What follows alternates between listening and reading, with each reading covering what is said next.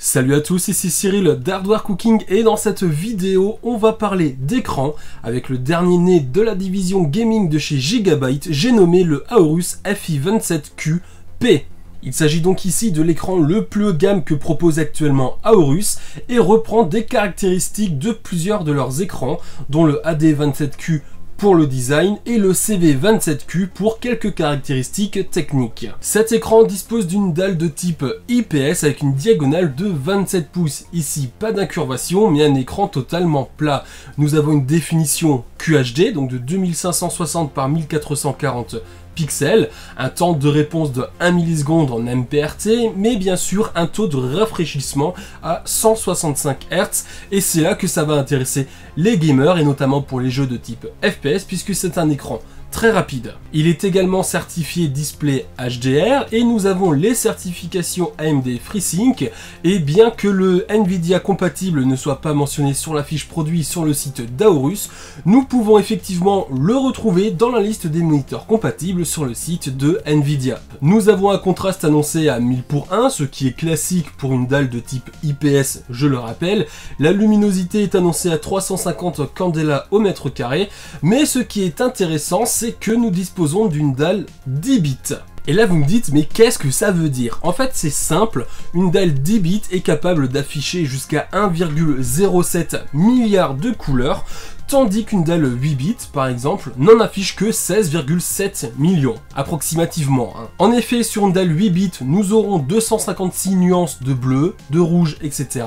Alors que sur une dalle en 10 bits, nous avons 1024 nuances de bleu, de rouge, etc. Attention, c'est à ne surtout pas confondre avec la colorimétrie, donc le gamut, puisqu'on parle bien ici, quand on dit 8 bits ou 10 bits, d'une profondeur des couleurs. Donc on a bien plus de couleurs, donc de nuances entre les rouges extrêmes par exemple et les bleus extrêmes, ce qui permettra d'éviter les effets d'escalier lorsque vous faites un dégradé sur Photoshop par exemple. Donc différenciez bien la profondeur des couleurs avec les nuances, 8 bits, 10 bits, avec l'espace colorimétrique qui lui s'exprime en gamut, par exemple du DCI-P3.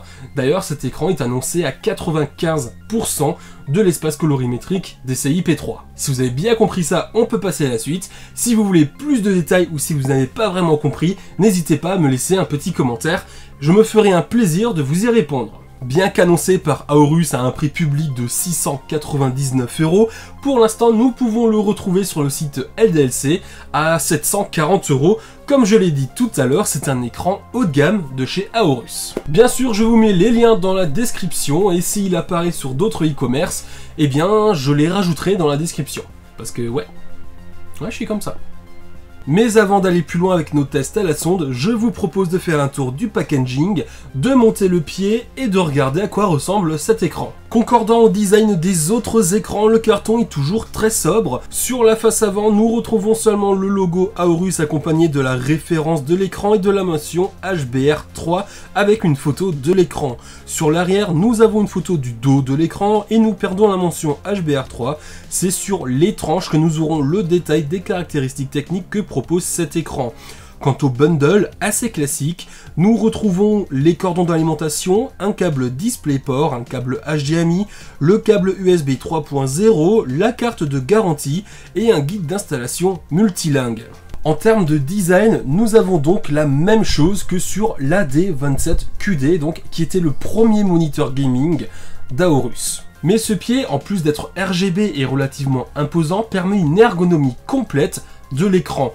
Ainsi, nous pourrons le basculer en mode portrait, l'incliner de -5 à +21 degrés, le régler en hauteur de 0 à environ 130 mm, et bien sûr le pivoter de droite à gauche de -20 à +20 degrés.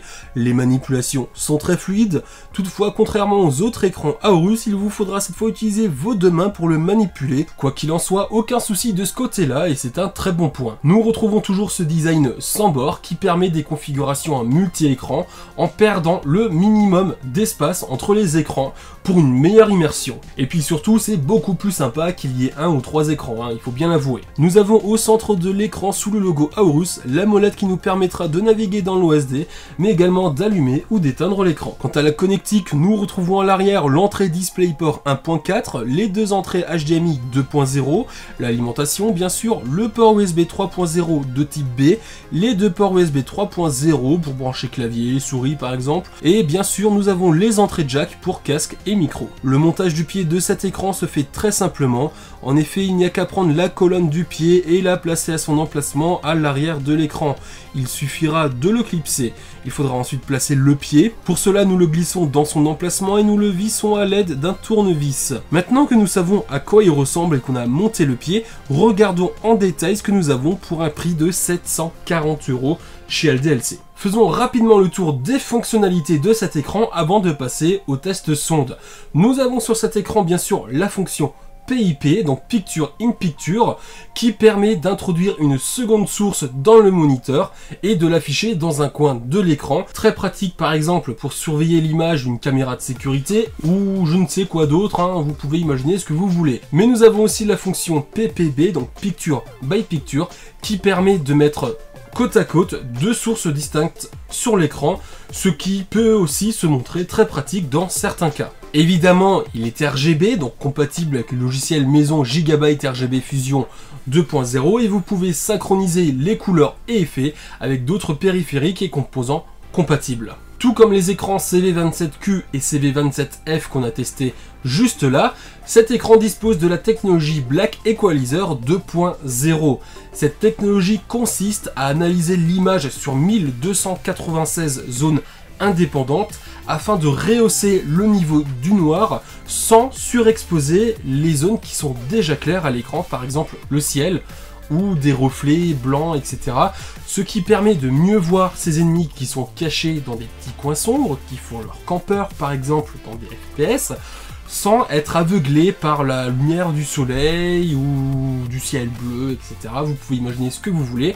Bref, c'est très pratique, mais attention à ne pas en abuser, ce qui pourrait dénaturer l'expérience de jeu.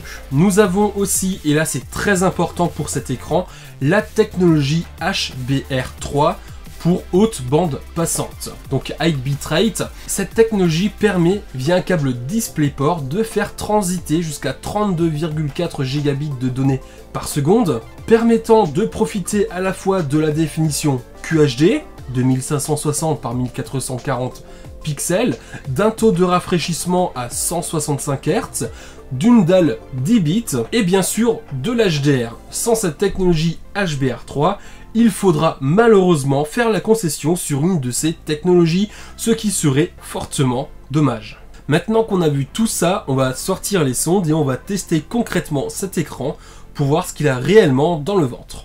Ou dans la dalle. Il a la dalle quoi. Non, ça c'était nul. Commençons par regarder la justesse des couleurs de cet écran en sortie de carton. Nous regarderons ensuite ce que nous obtenons après un calibrage de la dalle. Avant de commencer cette partie, il est très important de comprendre la notion de justesse des couleurs représentée par un delta E. Pour vous faire une idée, sous la barre des 1, que ce soit 0,5, 0,50 ou 0,98, ça ne change tout simplement plus rien parce qu'un œil humain n'est plus capable de faire la différenciation entre deux variations de couleurs. Sous la barre des 2, c'est également excellent parce qu'à ce niveau-là, seuls des yeux de grands graphistes, des œils surentraînés, peuvent percevoir une légère différence. Donc à ce niveau-là, je pense que peu de nous voient vraiment la différence.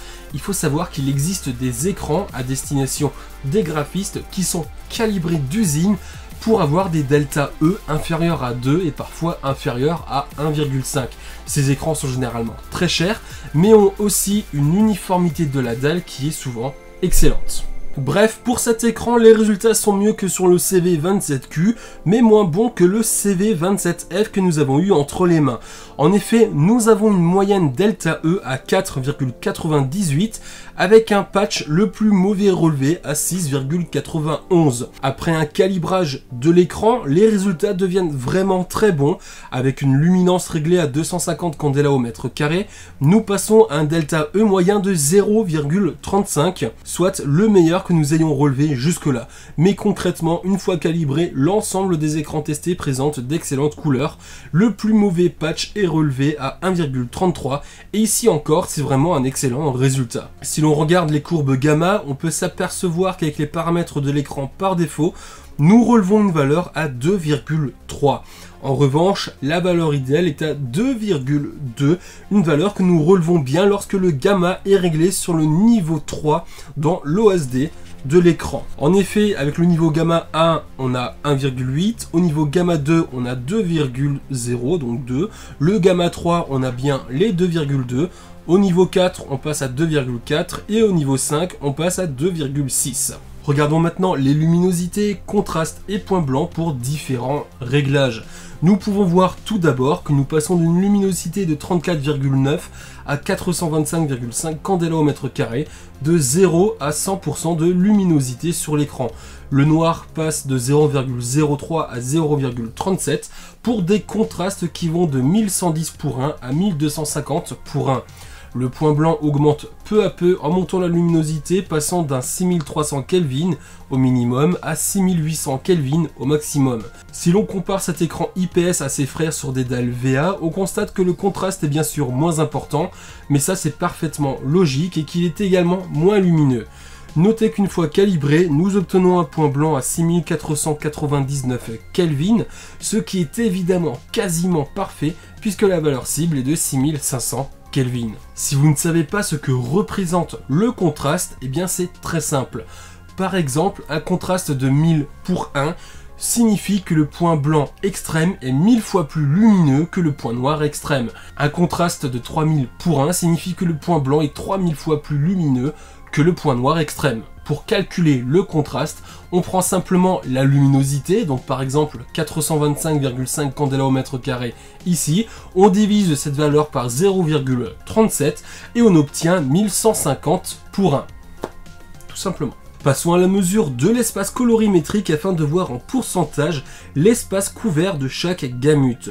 Nous relevons 100% du sRVB, 89% de l'espace Adobe RVB, 96% du DCI-P3 alors qu'il est annoncé à 95%, donc c'est un bon point, et enfin 87% du NTSC.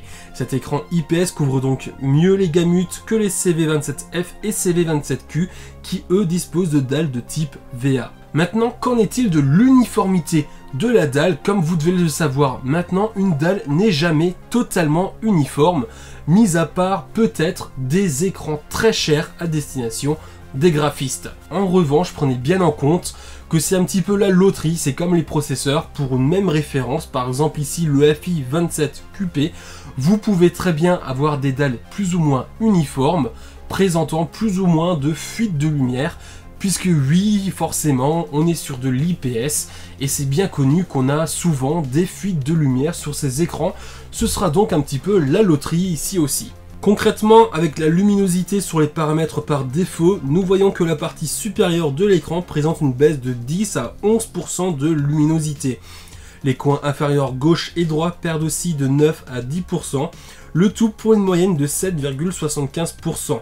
Si l'on compare ces résultats avec deux autres écrans, Aorus CV27F et Q encore une fois, nous pouvons voir que ce FI27QP est moins uniforme. En termes de couleur, par rapport au centre de l'écran, nous avons un delta E moyen de 2,67 avec un plus mauvais coin à 3,61.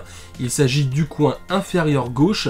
D'ailleurs, sur une image blanche, grise, fenêtre de navigation de Google par exemple, ou l'explorateur de fichiers, nous voyons à l'œil nu une petite différence dans les couleurs sur ce coin, mais également dans le coin supérieur gauche, ce qui n'est pas l'idéal forcément, et disqualifie cet écran pour une utilisation de retouche d'image. La luminosité amenée à 250 candela mètre carré, nous avons toujours un plus mauvais coin à 11%, mais passons à une moyenne de 8,13%, ce qui ne change pas grand chose dans le fond.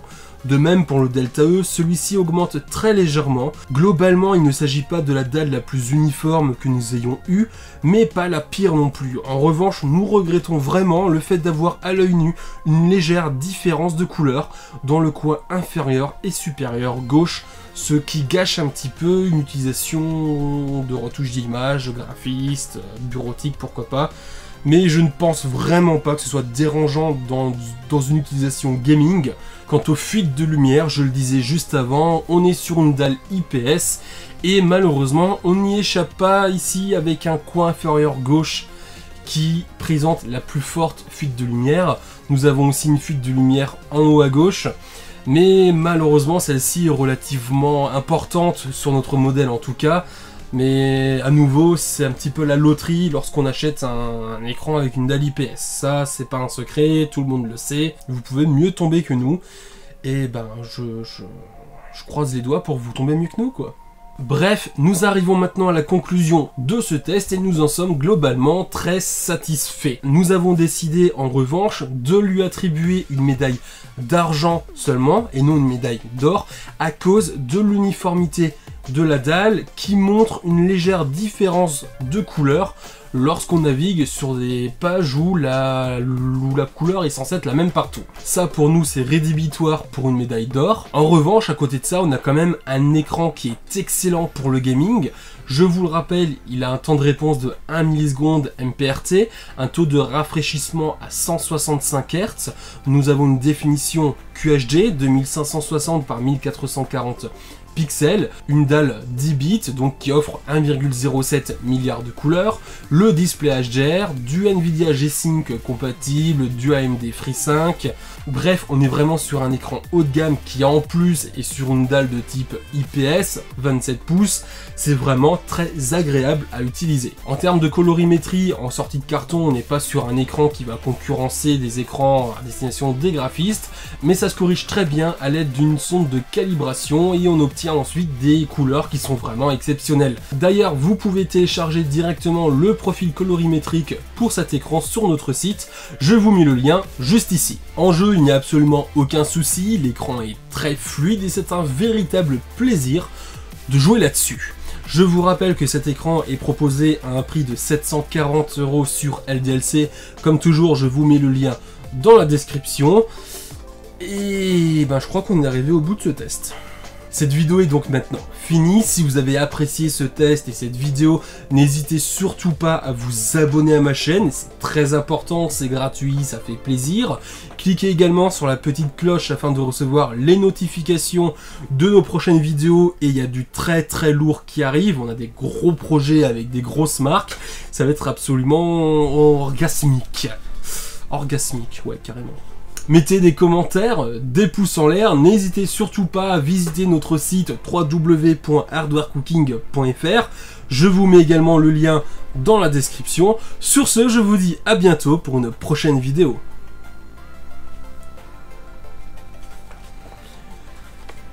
Ah là là, bon.